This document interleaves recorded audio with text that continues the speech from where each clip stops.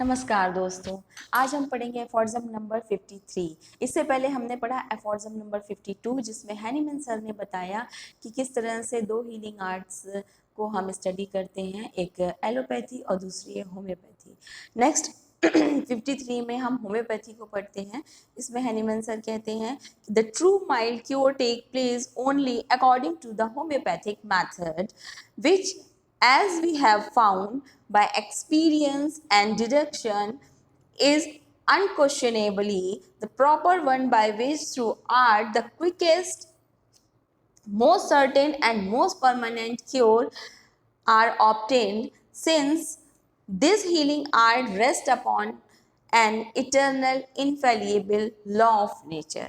यहाँ पर Hahnemann sir कहते हैं कि जो होम्योपैथी है, मेथड ऑफ क्योर है, इसमें बहुत ही माइल्ड क्योर देखने को मिलते हैं, मतलब बहुत जेंटली तरह से क्योर होता है।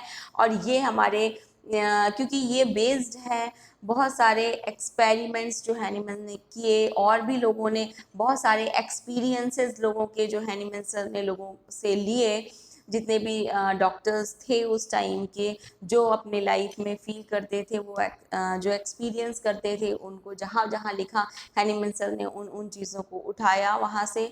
तो उन्होंने एक पूरा वो खाका तैयार किया कि किस तरह से हमें क्योर मिल सकता है, किस तरह से हम इन जितनी भी हमारी जो पूरे चारों तरफ जो मॉर्फिक पोटेंसीज फैली हुई हैं, मॉर्फिक एजेंट्स जो हैं, इनको हम किस तरह से यूटिलाइज कर सकते हैं कि हम जो है क्योर की तरफ बढ़ सके। तो इस तरह से हैनीमैन सर ने बहुत सारे एक्सपेरिमेंट्स और एक्सपीरियंसेस के थ्रू होम्योपैथी का पूरी नींव डाली।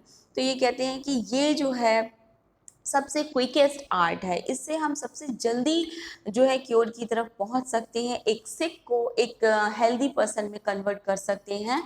और जो है ये मोस्ट सर्टेन और परमानेंट है। क्यों? क्योंकि ये एक हमारे नेचुरल लॉ पर बेस्ड है, इटर्नल लॉ पर बेस्ड है, और ये इनफेलिएबल है। होम्योपैथी कभी फेल नहीं होती। अगर हम इसके सारे लॉज को ध्यान में रखते हुए अगर आगे बढ़ते हैं, जो जो हैनीमैन सर ने बताया 7th एफॉर्ज़म से लेकर के 25 तक जो भी बातें की इन्होंने डिजीज़ को ठीक करने के लिए, वो सारी बातों को फॉलो करते हैं, तो कभी भी होम्योपैथी फेल नहीं होती। एक होम्योपैथ फेल हो जाता है जहाँ पर वो क्योंकि कहीं ना कहीं वो मिस्टेक करता है चीज़ों के लिए। हम जब कभी भी किसी पेशेंट को ठीक नहीं कर पाते, क्योर नहीं कर पाते, तो ये हमारी होम्योपैथी की गलती नहीं होती है, ये होम्योपैथ की ही गलती होती है कि कहीं वो कोई चीज़ मिस कर रहा होता है, छोड़ रहा होता है।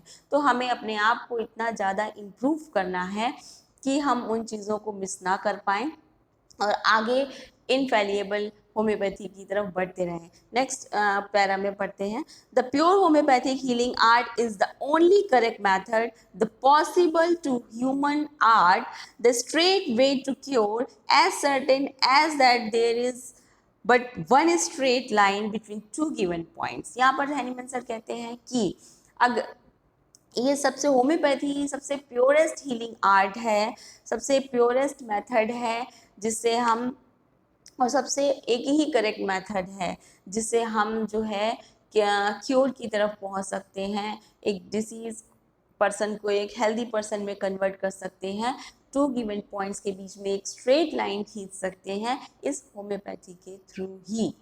और कोई मेथड नहीं है जो हमें एक स्ट्रेट लाइन में जो है क्योर की तरफ लेके जाता है। ये है हमारी होम्योपैथी ही है जो हमें एकदम स्ट्रेट लाइन, अगर हम सारे इसके लॉज को फॉलो करें तो लेकर के जाती है और क्योर की तरफ लेकर के जाती है।